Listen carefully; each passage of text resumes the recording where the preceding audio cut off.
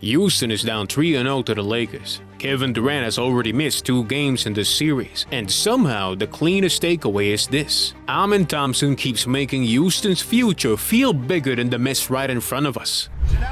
But it's Thompson who anticipates 2-on-1. Thompson on the rock attack.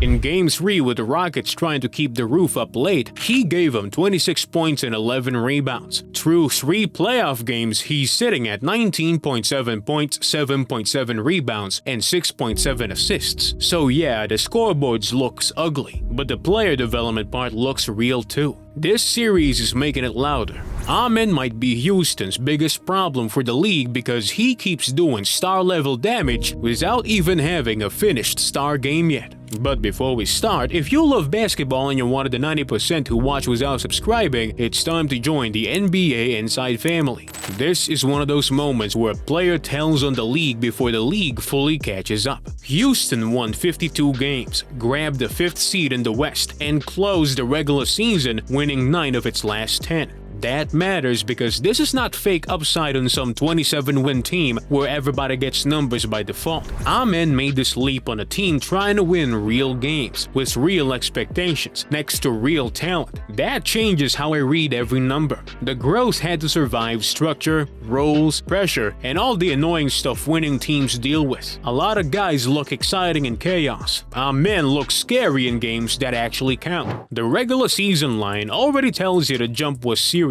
He averaged 18.3 points, 7.8 rebounds, and 5.3 assists. For a 6'7" guard forward who still gets talked about like he's mainly a defender, that's a problem. And you know, I think people still undersell how weird he is to prepare for. He rebounds like a wing, handles like a guard, attacks gaps like a slasher, and shows up around the rim like a guy who wandered into power forward minutes and decided, yeah, I'll live here. I'm glad you said that. You know, you want to keep playing. Oh, what a catch. Goodness. Amen, Thompson.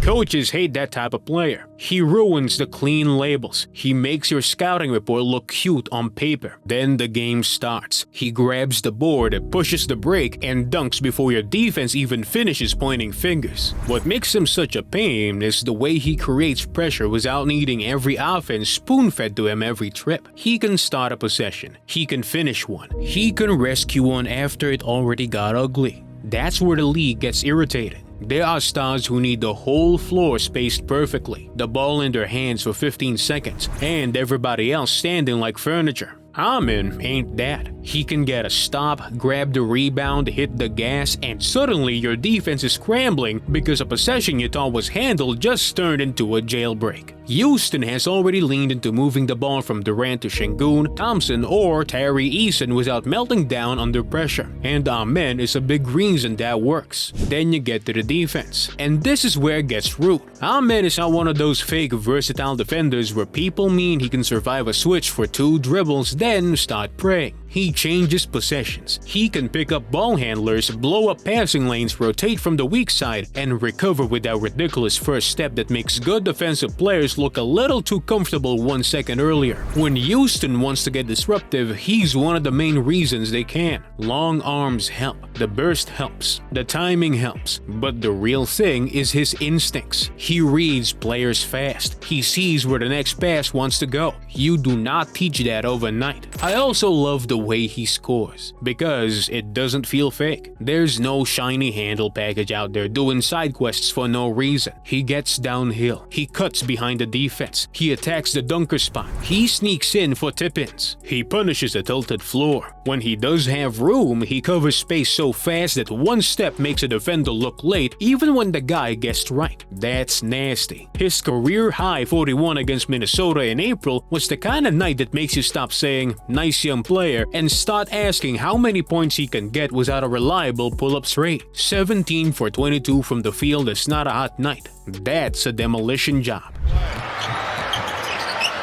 Inside Thompson with the throwdown. And there have been these little snapshots all season that feel bigger than one box score. The buzzer tip-in to beat Miami. the 26-point comeback game against Portland, the near triple-double against New Orleans. Those games matter because they show different versions of the same headache. He can swing a close game with activity. He can carry a quarter with pace and rim pressure. He can flirt with triple-doubles without turning the whole thing into some selfish stat chase. There's value in that. Some players need one script. Amen keeps changing the scene. That makes him harder to game plan for. And that's usually where the real problems for the league begin. Now, let's be honest about the part that still needs work. Because that matters too. The jumper is still the question over everything. Teams will live with some of those looks until he punishes them again and again. In a slower half-court game, especially in the playoffs, that changes the geometry. It lets defenders cheat. It crowds drives. It forces him into spots that aren't comfortable yet.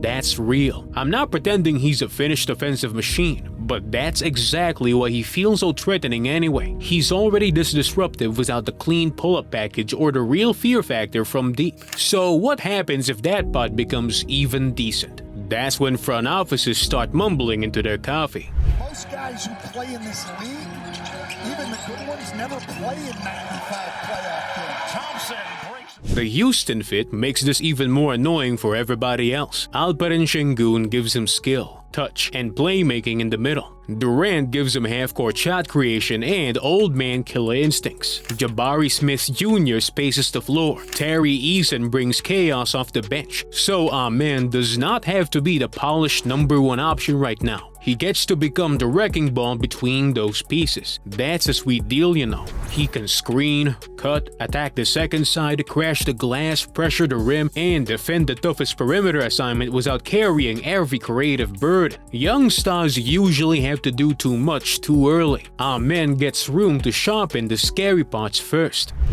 By Smith.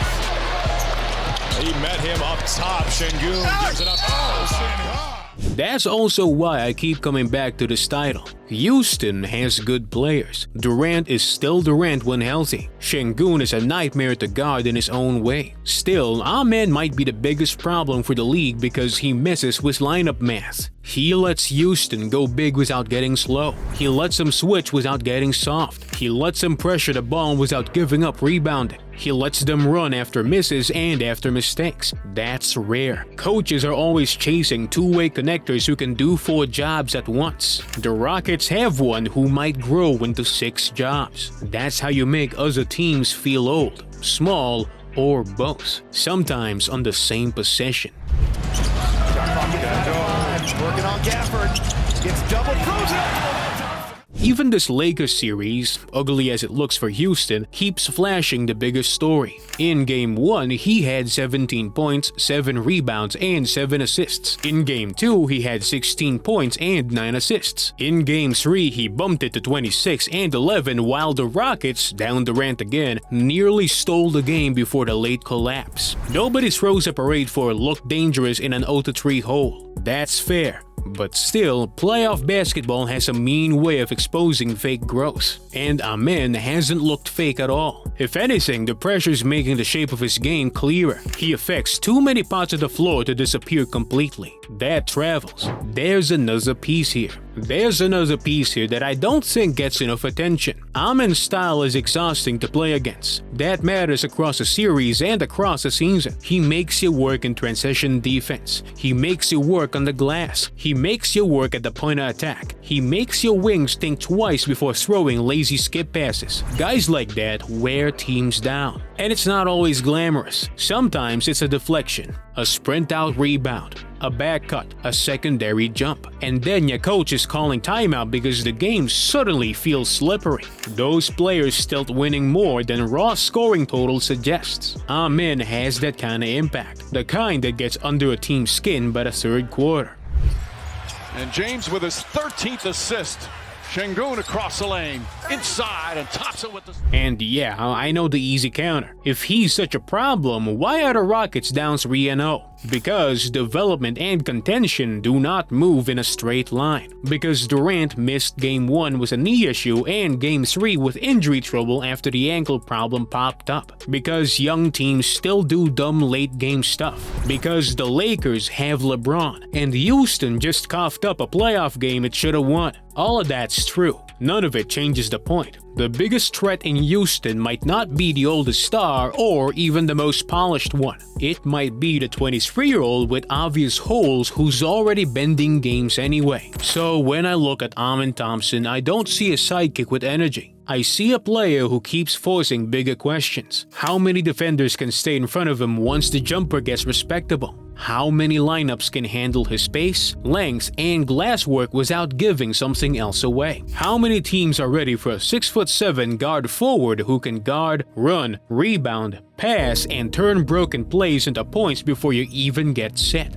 That's why he might be Houston's biggest problem for the league. He's already making winning plays at playoff speed. And the scariest part is simple. This version still looks unfinished.